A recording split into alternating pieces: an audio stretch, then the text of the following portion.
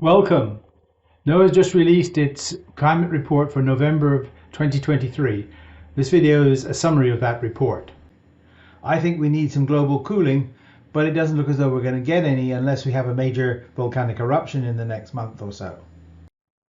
A quick summary of what we're going to talk about today. It's the hottest November on record. Both land and ocean set new highs in 175 years of records.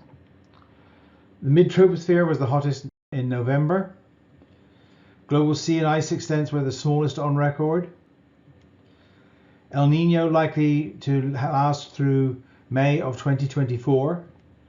And carbon dioxide, of course, reached a new record high for November.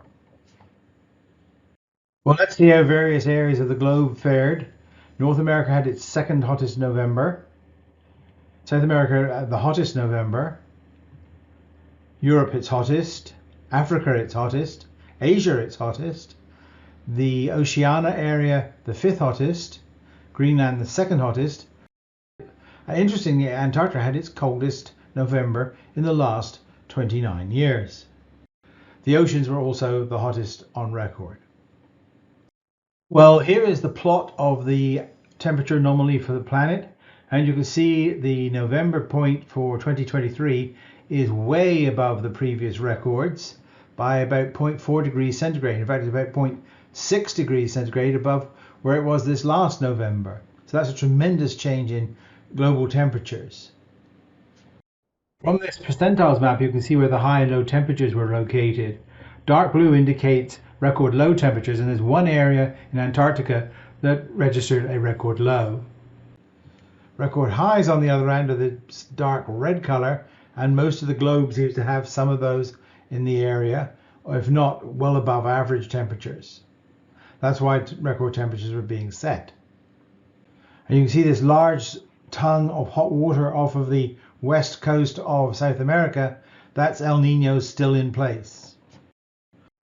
Let's take a look at the relative numbers of new daily highs compared with new daily lows. This is the daily records in the top left here, and you can see that the ratio between the new high temperature records for both day and night are about 4 times more common than ones for low temperatures. If we look at monthly records, which are much more difficult to set, the ratio is something like 5 to 1 in favor of new high temperatures. And finally, looking at all-time records, the ratio is something like 7 to 1. This means that the global average temperature shifted to a higher temperature, which makes it easier to set new high records than new low temperature records. Now let's remember that the temperatures we generally talk about are surface temperatures, but there's also the rest of the atmosphere. How is that faring? And one of the measurements is of the lower troposphere shown here. This is done by satellite data. And you can see it too is showing extreme increases in temperature compared with previous months. Now, if you look at the overall temperature, it's only 0.9 degree above the average, which doesn't sound like a great deal. However, you should remember that this is based on 1991 to 2020 records, and those contain a great deal of global warming in them. If you go right back to the beginning of the record, the overall increase here is something like 1.3 or 1.4 degrees centigrade, which is quite significant. Note also the 13-month running average, which is this solid red curve, is now higher than at any point in the past. Let's take a look at global sea ice. The overall sea ice level is at its second lowest on record, the lowest being back in 2015. For the Northern Hemisphere, the trend continues down with a value well below average, but certainly not the lowest for a long time. And then the Southern Hemisphere was at its second lowest for a time, and now the overall trend for the first time for the Antarctic has now turned negative. Up until now it was pretty flat or even slightly positive. Our old friend El Nino is continuing. You can see that tongue of hot water off of the west coast of South America, stretching almost all the way to Australia. That's El Nino. It's going to be around with us for quite some time. So let's take a look at what the projections are. This is the probability plot of the El Nino versus La Nina. El Nino is marked in red, La Nina is marked in blue, and the grey is ENSO neutral. And you can see that we're, at least through April or May, we're going to have predominantly an El Nino event, then possibly transitioning over to an ENSO neutral period for a time, and then may even turn into a La Nina by the end of the year. There are those that say because we've got an El Nino, that's explaining all the high temperatures that we're seeing.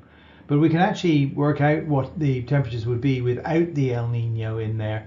And I've done that by taking the Southern Oscillation Index for similar values to what there is currently now and plotting those values over the last 50 years. And you can see that there's been a general upward trend, if not an accelerating upward trend, and the November 2023 point is the highest on the plot. Then there is our favorite bête noire, which is carbon dioxide. That too has continued to rise. The end of November it was at 420.46 parts per million, and the same time last year it was at 417.47. That's an increase of nearly 3 parts per million in a month, which is a little bit on the high side compared with previous months, which have been in the mid twos. We'll see what it looks like next month. Not helping matters is total solar irradiance, which as we go towards solar maximum is increasing, so we're getting more energy from the sun, although not a great deal more energy. And we're also getting closer and closer to the sun, and we'll be at perihelion in January of next year, so we'll get yet more energy from the sun at that point. But that's not explaining most of the heating we're seeing. That is really down to the fossil fuels problem.